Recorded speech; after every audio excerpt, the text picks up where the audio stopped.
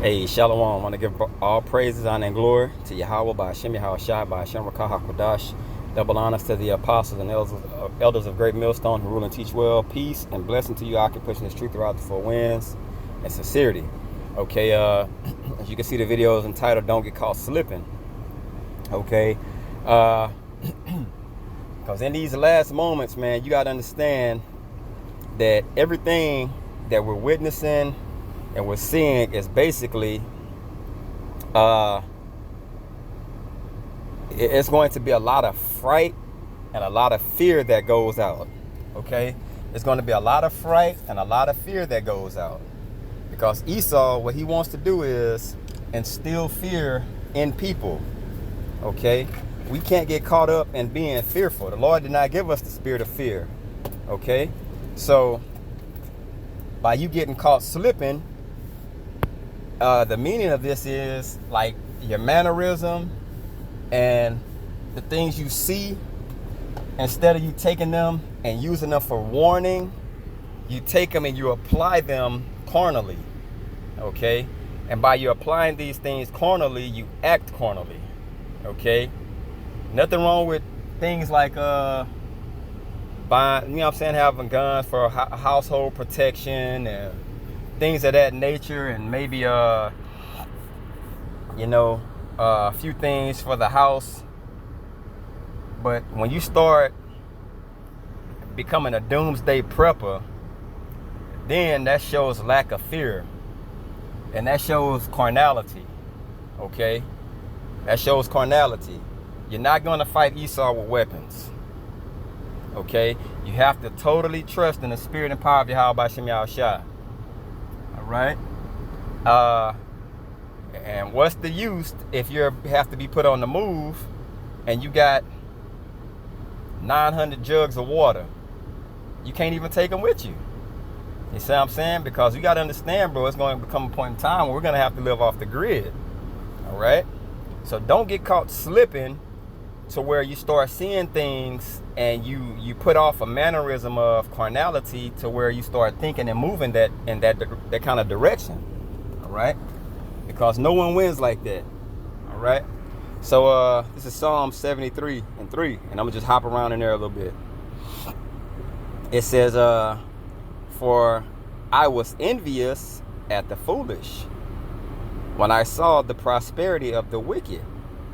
Okay, so you'll see these people in a doomsday prepper form, and you're thinking now, because it's on the news, and what do? You have people going out and just stockpiling on everything. I'm talking about spending shitloads of money, not knowing when things happen you're gonna have to leave your house. Now if you got some things, you wanna buy some things, cool, you know what I'm saying? But these dudes be loading up 18-wheelers and shit like that, and it shows you that they're not totally sold out to the Lord in a mind frame of watching Edom and how they prepare for things. Okay, we have to have basically faith. Basically have to have faith. That's what it all stems to. Okay, not a chaotic panic to where you maneuver the wrong way. All right. Precept Proverbs 3:31, it says, envy thou not the oppressor and choose none of his ways, because you see these people and they're going to be in chaotic mode. They're going to panic. They're going to be in an all-out panic. This is when we show our true colors through Yahweh Bashem Yahweh Shai. All right, no panic in us. That's when you trust in the spirit. Okay, don't get caught slipping, being like the other nations and being like wicked Israelites. All right. Verse 4, it says, for there are no bands in their death, but their strength is firm. They are not in trouble as other men, neither are they plagued like other men. And you'll look at the wicked, and if you're looking through carnal eyes, you'll see things like, man, they got all these guns, all this ammo, they got and you'll start thinking in that mind frame to where they're moving in a carnal mind to where you thinking like, now it's kind of like monkey see, monkey do. That is not how we're supposed to be operating in the spirit. Okay, and it's not just guns, it's just everything in your mind process and how you process things and as you see it. Okay? But this is not how true men of Yahweh Shem Yahushua move. You know what I'm saying? If you have guns, then okay, cool, you have guns. But it's not supposed to be to where you're gonna try to fight Esau in an all-out battle with fucking pistols and whatever. You know what I'm saying? That's not how this works. Because you're just gonna have a house full of dead motherfuckers then. You know? This is Job 15:20. It says, the wicked man travaileth with pain all his days, and the number of years is hidden to the oppressor. They're not thinking. Okay? They're not thinking.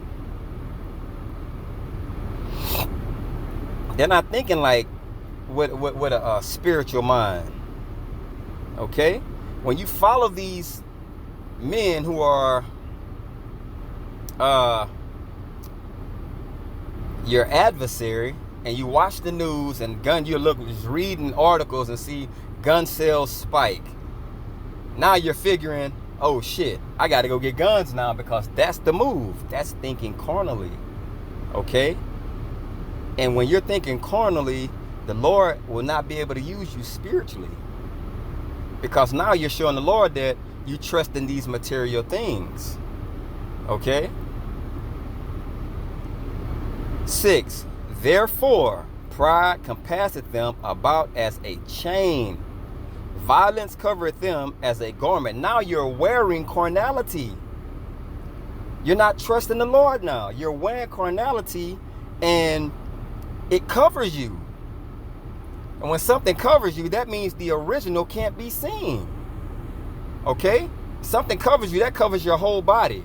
You don't want to be covered in carnality, bro. Covering yourself in carnality basically says, I don't trust in the Lord. I have no faith in what I believe in. Period. Okay? Proverbs 16:18. Pride goeth before destruction, and a haughty spirit before a fall. Now, if you're thinking like these wicked men, and you're moving yourself in the same mannerism as these wicked men, you're putting on, because let's be honest, if you're following Esau and his mannerisms, his number one thing he has is pride. This is some proud people, bro. Now you start wearing the carnality of pride when you have a gun. Man, I'm gonna spray me a motherfucker, they coming here. Now those things set in your head. You're almost comfortable. It's almost a level of comfort now to where you're putting trust and faith in weapons that Esau was blessed with. The only thing we're going to have to depend on is Yahweh Shem Yahushua, bro. That's it. And the brotherhood if you're around. That's it. Your gun's not going to save you. Your stocked up food not going to save you, because all those things will come to an end. You have to trust in the Lord. Okay? Verse 7. It says, their eyes stand out with fatness. They have more than their heart could wish. They are corrupt and speak wickedly concerning oppression. They speak loftily. So they're speaking with arrogance and a pomp and pride and all these things now. Okay? They're speaking with a high mind. The things you do, and this is all mannerisms. These are things and ways that people maneuver and they act. Okay? It's the Psalms. Why do the heathen rage and people imagine a vain thing? Okay? And all these things, like this lesson is going into, it's not so much as Edom, it's the mind frame of our people that follows Edom. Okay? You can't get tied up in a mind frame of following Esau, bro. He understands that his blessing was the gun. He know that. We know that. So we can't move in that same manner that he's moving with these carnal things, because we're not carnal men. Okay? We're spiritual men. The carnality is going to come when we get spiritual powers. Okay? Verse 9. They set their mouth against the heavens, and their tongue walketh through the earth. And they say, How doth the Most High know? And is there knowledge in the Most High? So they're questioning him now. Same thing you're doing when you're following them by making carnal moves. Let's put 2 and 2 together here. If you're following Edom, and I don't know what it is with this spirit just had me move towards guns and things of carnality in this lesson, but it's to reach someone. Okay?